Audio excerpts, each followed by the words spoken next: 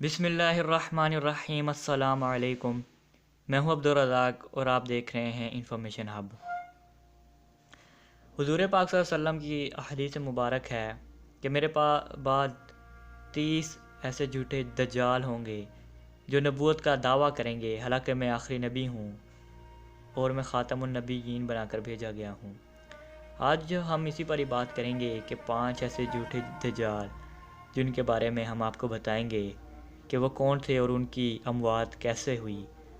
Video شروع کرنے سے پہلے تمام دوستوں سے درخواست ہے کہ ہمارے ویڈیو کو لائک کر دیں اور چینل کو سبسکرائب کر دیں، ساتھ ہی بیل آئیکن کی گھنٹی کو دبا دیں تاکہ نئے آنے والی ویڈیو آپ تک بآسانی پہنچ جایا کریں۔ اللہ تعالیٰ قرآن پاک کی سورۃ الاحزاب میں ارشاد فرماتے ہیں کہ محمد صلی اللہ علیہ وسلم تمہارے میں سے کسی کے باپ نہیں ہیں، لیکن اللہ کے رسول ہیں اور نبیوں میں آخری نبی ہیں، اور اللہ ہر چیز کا خوب علم رکھنے والا ہے۔ اس حدیث سے ہمیں واضح اس بات کا علم ہو جاتا ہے کہ اللہ تعالیٰ نے حضرت محمد صلی اللہ علیہ وسلم کو آخری نبی کہا ہے اور آخری نبی بنا کر بھیجا ہے، لیکن اس کے بعد کچھ لوگوں نے، کچھ کذاب تھے جو انہوں نے اپنے آپ کو نبوت یا نبی کہلوانے کا دعویٰ کیا۔ آج ہم انہی کے بارے میں بات کریں گے۔ پہلے نمبر پر جو آتا ہے اس کا نام ہے اسود انسی۔ اس کا اصل نام انیلا تھا اور چرب زبان کا مالک اور کہانت بولنے والا تھا، یعنی کہ اس کی زبان میں اتنی مٹھاس تھی کہ یہ ہر کسی کو اپنی طرف بآسانی مائل کر لیتا۔ اسی کی وجہ سے اس نے کافی لوگوں کو اپنی طرف کر لیا اور نبوت کا دعویٰ بھی کر لیا۔ پھر جب اس کے بارے میں حضرت فیروز دہلوی کو علم ہوا تو انہوں نے اپنے ساتھیوں سمیت اس کو جہنم میں واصل کر دیا۔ دوسرے نمبر پر جو کذاب آتا ہے اس کا نام ہے مسلمہ کذاب۔ اس کا اصل نام مسلمہ بن سلمہ تھا۔ ایک روایات کے مطابق یہ مسلمان بھی ہو گیا تھا، لیکن نجب جا کر یہ مرتب ہو گیا اور اس نے وہاں پر جا کر نبوت کا دعویٰ کر دیا۔ پھر صدیق اکبر کے دور میں حضرت خالد بن ولید نے اس کا قتل کر دیا اور اس کو جہنم میں واصل کر دیا، جو کہ اصحاب اور جو علماء تھے ان کی رضامندی سے ہوا تھا۔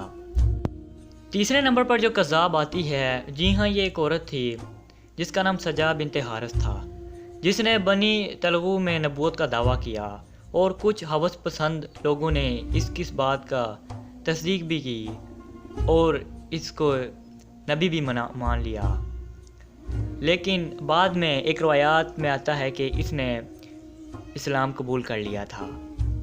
چوتھے نمبر پر جو کذاب آتا ہے اس کا نام ہے طلیحہ۔ اس کا تعلق قبیلہ بنی رسد سے تھا اور اس نے بھی اپنی نبوت کا دعویٰ کیا، تو خلیفہ اول حضرت صدیق اکبر کے دور میں اس کا کام حضرت خالد بن ولید رضی اللہ تعالیٰ عنہ کے سپرد کر دیا گیا، جنہوں نے اس کو واصل جہنم کر دیا۔ پانچویں نمبر پر جو کذاب آتا ہے اس کے بارے میں تمام دنیا خوبی واقف ہے، کیونکہ اس کا نام ہے مرزا غلام احمد قادیانی۔ جی ہاں، قادیانیوں کا نعوذ باللہ جھوٹا نبی۔ اس نے انگریزوں کی مدد سے سن 1900 میں اپنے آپ کو نبی اور نبوت کا جھوٹا حقدار کہلوایا۔ پھر اس نے 1882 میں بتایا کہ اسے کثیر تعداد سے الہامات آتے ہیں اور 1888 میں یہ مہندی مود بنا۔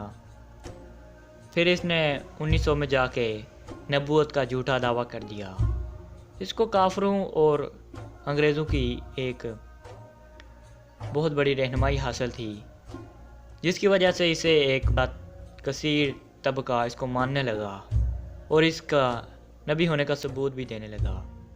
پھر 1901 میں 29 مئی کو اس کی موت پاخانے کی حالت میں ہوئی، جو کہ بہت غلاظت والی موت ہوئی، جس کی سزا اللہ تعالیٰ نے اس کو دنیا میں دی اور آخرت میں بھی دے گا۔ یہ تھے کچھ جھوٹے 5 کذاب جن کے بارے میں ہم نے آپ کو بتایا۔ اگر آج کی ویڈیو آپ کو پسند آئی ہے تو ویڈیو کو لائک کر دیں اور چینل کو سبسکرائب کر دیں۔ شکریہ، السلام علیکم۔